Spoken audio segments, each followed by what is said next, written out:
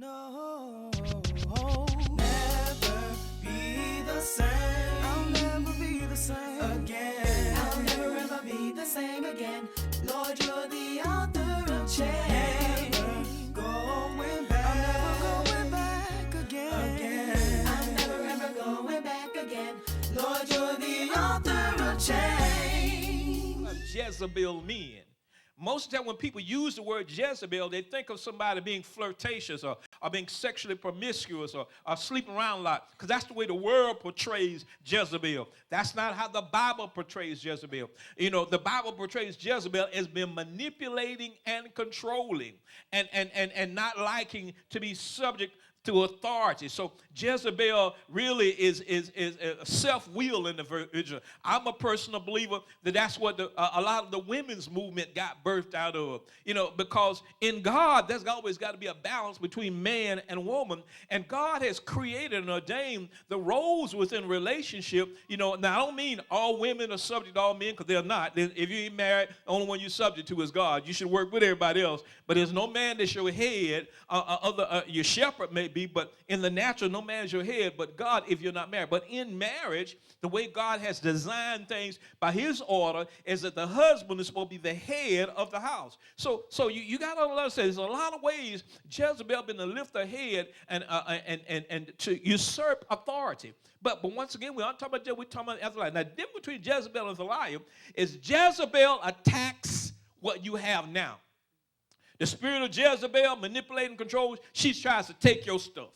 She attacks you head up, face to face, don't back down right now. Athaliah doesn't only go after what you have now. Athaliah goes after your future, your destiny, the things God has planned for you that you've been promised, but you never had the chance to walk into yet. The difference between those two spirits, they are related, they are connected. Sometimes both of them can be working in a person's life, but one or the other can be working separately. But the difference is Athaliah has taken what Jezebel does to the next level. Jezebel manipulated, controlled, and takes things that are right now. She's a right now gratification individual. Athaliah takes things that are right now, but it also goes to the next level and makes sure that it cuts off, that it destroys or makes non-effect your future. Your future opportunities for an inheritance. Athaliah is all about taking the promise.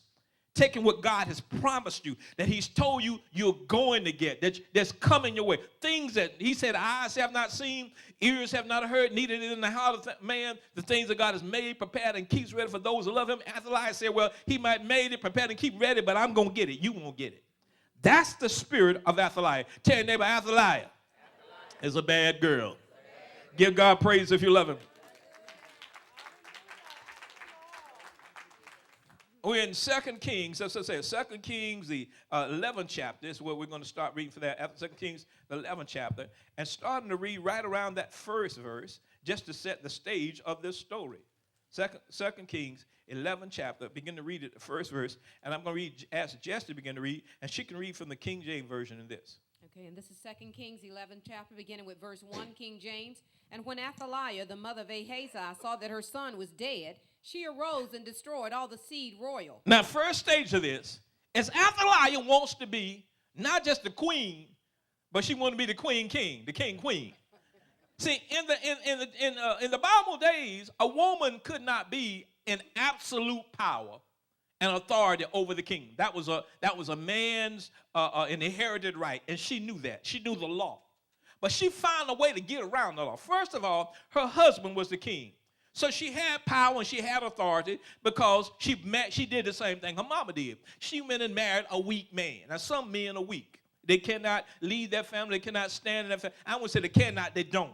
They don't lead their family. They don't take a stand. They don't provide a covering for the family. The wife really does it, but she does it from behind the scenes. You know how it is sometimes? I hear women say, well, look, I'll let him wear the pants this week.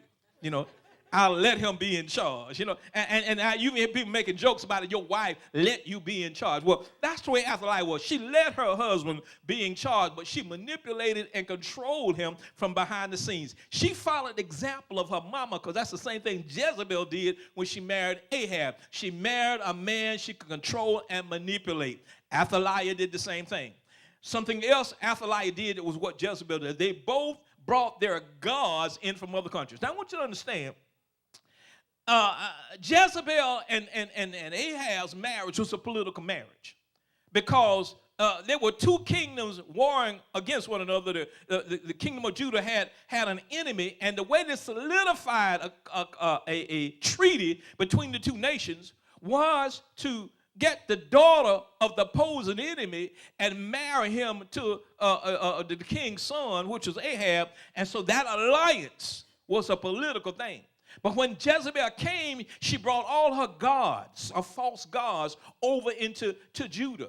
You know, she worshiped Baal and Asheroth. And she felt that they were going to allow her to capture and take control of the throne, even though she wasn't supposed to have it. She worshiped false gods. And because she was the queen, she began to teach and instill idols of worship and false places of sanctuaries all through the kingdom. And so Judah began to be drawn away as a nation and to worship Baal and Asheroth. You need to understand that's what was going on in that. Well, when Athaliah came along, she just followed in the steps of her mama. She brought all of her gods in. And because her husband was weak, she persuaded him to worship those false gods. With Ahab, the Bible said no other king in Israel did God hate as much as he did Ahab because of his alliance with Jezebel. God, the most hated king God ever had was Ahab. Because of Jezebel, because of his wife, and because of her influence. Well, Athaliah came and brought it to the next level. She manipulated, controlled her husband, brought the same gods and things back in, and she just was assured that it was going to help her capture the throne, and guess what? It appears as though they did. In the scripture you just read, her husband died.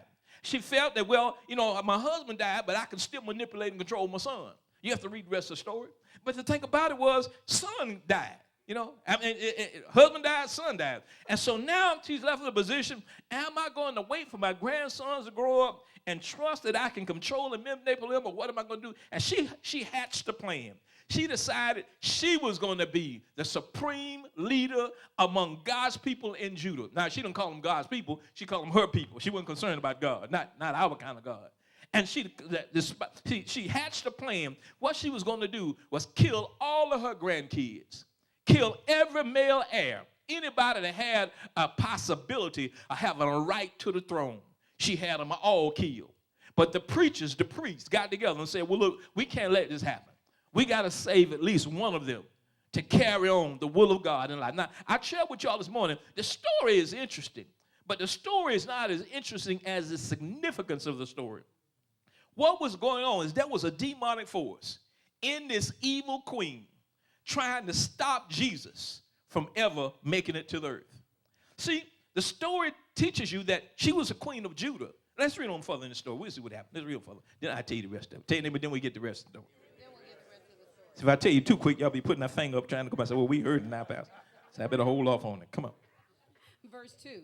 But Jehosheba, the daughter of King Joram, sister of Ahaziah, took Joash, the son of Ahaziah. Now, Joash was one of the grandsons. She had said all of them had to be killed. Remember that the end part of that verse says she wrote, verse 1 says, she arose and destroyed all the royal seed. She killed all her grandkids because her son and husband dead. So the only thing that's left is grandkids. Killed all of them.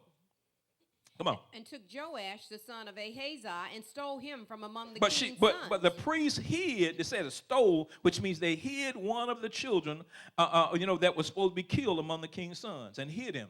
And stole him from among the king's sons, which were slain. And they hid him, even him and his nurse. Him and the person taking care of them. In the bedchamber from, They hid him in the Athaliah, bedroom in the room from Athaliah. From Athaliah, so that he was not slain. So he didn't get killed. And he was with her hid in the house of the Lord and 6 they years. hid him and fed him and kept it from the queen for 6 years, that one of the grandkids is still alive, one that can be king. And Athaliah did reign over the land. And she was the first and only queen to reign over Judah, especially for so long. Come on. And the 7th year. But in the 7th year, the priest and the Lord hatched a plan.